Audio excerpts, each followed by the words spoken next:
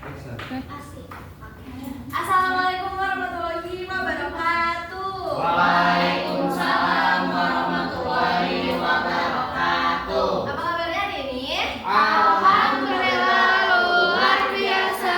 Allahu Akbar. Masih pada semangat? Semangat. Oke, semoga semangat kita masih terjaga sampai akhir.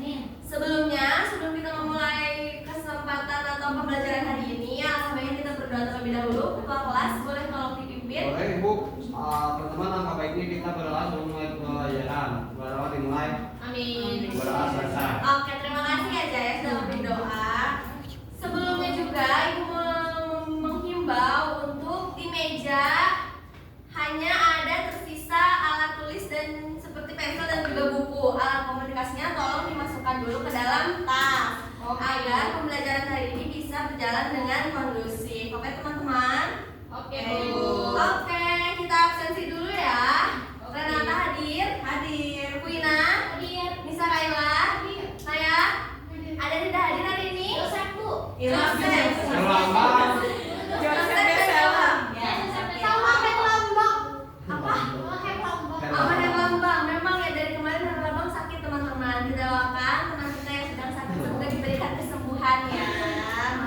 Amin. Oke. Kira-kira hari ini ada yang tahu tidak kita akan belajar apa? Tujuan Pembelajaran.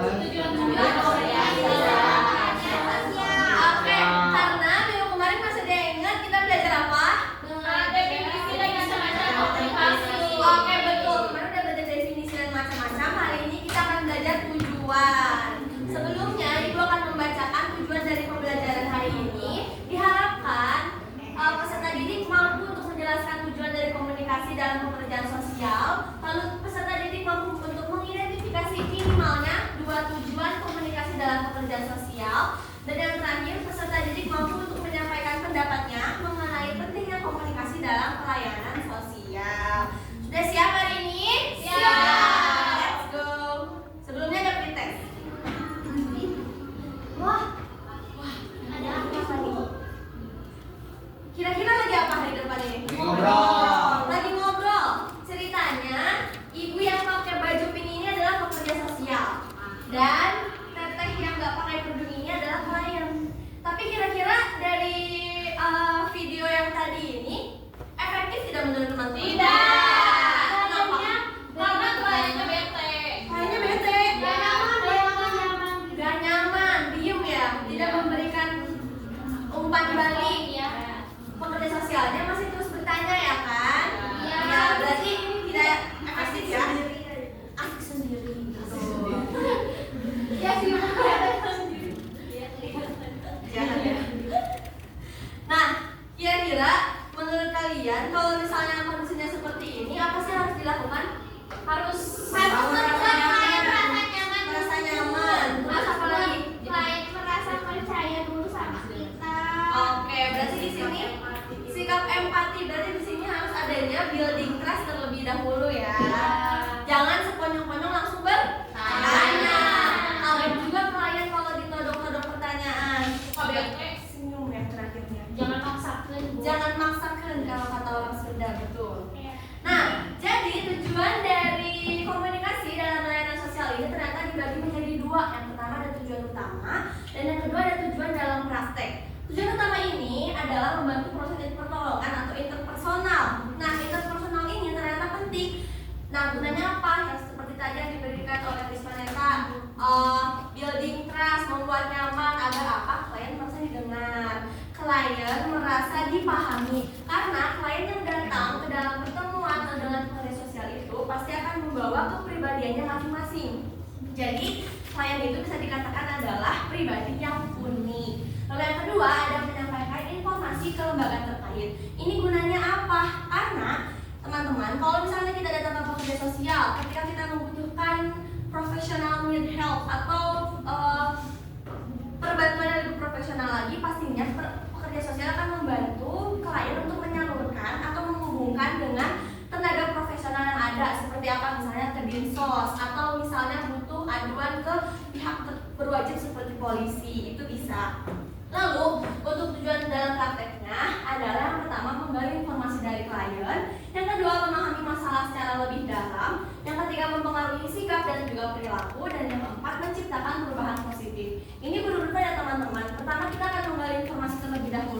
Ketika informasi sudah tergali dan juga klien sudah mulai terbuka, disitulah kita bisa memahami apa inti masalah yang dirasakan oleh klien atau yang akan diadukan oleh klien. Nah, selanjutnya ketika memang kita sudah memahami, kita akan bisa mempengaruhi sikap dan juga perilaku. Mungkin yang awalnya masih tertutup jadi lebih terbuka, yang awalnya merasa tidak nyaman, jadi karena kita sudah memahami, sudah mulai membuat rasa aman dan nyaman itu sendiri, itu juga bisa mempengaruhi sikap dari klien kepada kita. Dan yang terakhir, capaian dari tujuan pekerja sosial membantu klien adalah menciptakan adanya perubahan yang pastinya positif.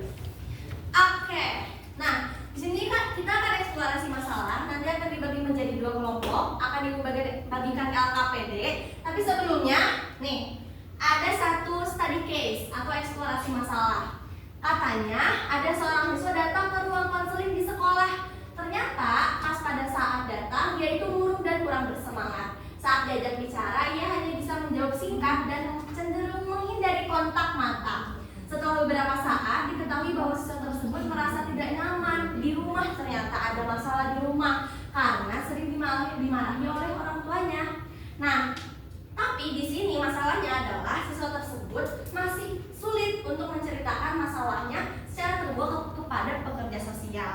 Nanti teman-teman akan berdiskusi, akan mencari menurut kelompok teman-teman tujuannya itu apa, lalu apa yang akan terjadi. Nanti akan dipilih komunikasi yang teman-teman pilih itu mengarahnya kemana. Dan yang keempat, nanti berikan contoh kalimat komunikasi apa yang paling cocok diberikan pekerja sosial kepada klien atau siswa yang merasa sulit untuk berbicara. Oke? Oke. Nih. Nanti akan diskusi selama 30 menit cukup? Oke, kita mulai ya. Kita diskusi bersama, kira-kira ada kesulitan tidak? Tinggal dilihat lagi aja ya untuk study case-nya di depan. Nanti ada yang perwakilan membaca ke depan. Siap.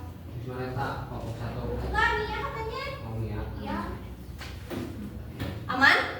Oke. Aman? Aman Mari, Ibu. Bu. Mudah ya? Mudah banget. Mudah ya? Iya, apalagi dikerjakannya secara diskusi gini. Nah, betul, berarti apa? Harus bekerja bersama ya. Iya, Bu. Nah, sudah? Sudah. Oke, boleh ada yang maju ke depan. 2 orang aja. Jelas ya. Jelas ya, Bu. Aki. Boleh? Suci dari kelompok 2, Nia dari kelompok 1. Dari kelompok 2 dulu deh, boleh. Oke. Ini kan Dari ada sini aja. ini yang pertama itu menurut kelompok kalian apa tujuan pekerja sosial melakukan komunikasi. Ya. Yang pertama untuk membangun kepercayaan. Betul. Yang kedua untuk menggali informasi lebih lanjut dan lebih dalam. Betul. Lalu apakah yang akan terjadi jika komunikasi tidak dilakukan dengan baik? Klien akan menutup diri seperti tadi yang diakan di tes, kliennya merasa tidak nyaman. Betul. Terus dari kasus tersebut komunikasi lebih mengarah ke tujuan apa? Untuk membangun hubungan lebih dekat. Lalu contoh kalimat komunikasi yang tepat dari kelompok kita itu dengan kata tidak apa-apa kalau belum siap cerita, saya akan tetap mendengarkan apa yang disampaikan. Oke, terima kasih. Selanjutnya, Untuk saya, kalau yang pertama itu mendapatkan informasi dari klien, yang kedua membantu klien lebih terbuka, terus yang kedua apa sih yang akan terjadi jika komunikasi tidak dilakukan dengan baik, yaitu klien tidak lagi mau bercerita, Bu. Nah, yang ketiga yaitu berikan contohnya komunikasi yang tepat dari pekerja sosial, yaitu kamu bisa cerita pelan-pelan. Saya di sini juga ada untuk kamu mendengarkan. oke, terima kasih. Terima kasih. Silakan kembali lagi ya. Ini dikumpulin. Oke, terima kasih. Berarti bisa dilihat ya teman-teman, komunikasi yang efektif itu datang dari personal sendiri. Bagaimana kita bisa menyesuaikan, bagaimana kita bisa membangun rasa aman, rasa nyaman. Nanti juga akan menimbulkan kepercayaan atau building trust dari klien itu sendiri. Lanjut. Nah, jadi kalau misalnya kita kaitkan tujuan komunikasi dengan case yang tadi, itu betul ya. Itu akan berurutan. Itu yang pertama ada membangun hubungan, memperoleh informasi, yang kedua kita bisa membantu klien lebih terbuka, dan yang ketiga kita bisa memfasilitasi perubahan sikap atau perilaku, dan yang keempat adalah impact atau sebab dari membangun hubungan itu sendiri atau building trust. Nah, kira-kira kalau sampai sini ada yang mau bertanya? Cukup. Kalau misalnya nggak ada yang bertanya, ibu boleh nggak ya post test? Tadi kan di awal kita ada prepare. Betul. Sedikit aja, mudah. Nah, kalau misalnya kita lihat yang tadi juga udah dijawab sih kayaknya ya sama kelompok 2 kalau nggak salah. Buat teman-teman yang memperhatikan pasti bisa menjawab. Yang jika klien tidak mau terbuka, apa tujuan utama komunikasi yang harus dilakukan pekerja sosial terlebih dahulu? Yang paling pertama kalau misalnya dia masih belum mau terbuka, Membangun hubungan dan kepercayaan dengan klien. betul. Berarti yang paling utama adalah bagaimana kita bisa membangun kepercayaan dan juga hubungan dengan klien. Oke, nanti kalau misalnya kalian di lapangan mendapatkan klien, jika memang kliennya masih belum terbuka, jangan sekonyong-konyong atau selalu menodong pertanyaan ya teman-teman, tapi harus membangun kepercayaan terlebih dahulu. Kita harus bisa memposisikan bahwa kita bisa menjadi pendengar yang tidak judgement, tidak menghakimi, itu paling penting. Karena rasa amannya mereka itu paling penting agar bisa terbuka dengan kita. Oke? Oke, Oke. Sepertinya kita sudah masuk ke materi terakhir. Kesimpulan hari ini siapa yang membaca? Ya. Boleh siapa? Rere. Saya acungkan tangan. Jangan lupa. Kesimpulannya yaitu interaksi dalam layanan sosial bukan sekedar percakapan biasa, tetapi memiliki arah dan tujuan yang jelas untuk membantu individu menghadapi permasalahannya. Cara menyampaikan pesan akan sangat berpengaruh apakah seseorang merasa dipahami, terbuka, dan bersedia berubah. Oleh karena itu, kemampuan berkomunikasi menjadi kunci penting agar proses bantuan dapat berjalan secara efektif dan bermakna. Oke, terima kasih ya Rere. Betul, di sini berarti cara seseorang berinteraksi itu bisa mempengaruhi apakah dia bisa membuka atau justru bisa menutup kesempatan bagi klien untuk berkembang ke depannya. Next, ada tugas. Enggak, mudah saja. Seperti biasa, seperti minggu kemarin kita mengamati aja ya, mengamati salah satu situasi komunikasi di lingkungan sekitar, boleh di rumah, boleh di sekolah, boleh mungkin di pertemanan kalian juga boleh. Seperti tadi ya, yang ada di LKPD, situasi komunikasi apa yang terjadi, lalu tujuan apa sih yang dilihat dan dilakukan oleh pihak yang terlibat. Berarti ada komunikasi dua arah. Lalu yang ketiga, apakah komunikasi tersebut sudah efektif dan jelaskan alasannya. Nanti kalian amati ya, apakah sudah efektif atau belum. Nah, ada reminder untuk minggu depan teman-teman. Karena pertemuan berikutnya kita akan membahas mengenai prinsip komunikasi. Ibu mau teman-teman membaca terlebih dahulu ya materi mengenai prinsip komunikasi dalam layanan sosial. Nanti kita akan berdiskusi kembali di minggu depan. Terima kasih ya hari ini teman-teman. Terima kasih banyak. Semoga materi hari ini bisa bermanfaat untuk kita semua. Terima kasih banyak yang sudah aktif. Nanti Ibu catat akan mendapatkan nilai plus untuk penilaian hari ini. Terima kasih Bu. Sama-sama. Untuk sebelum pulang kita lihat kembali mejanya apakah sudah bersih? Sudah.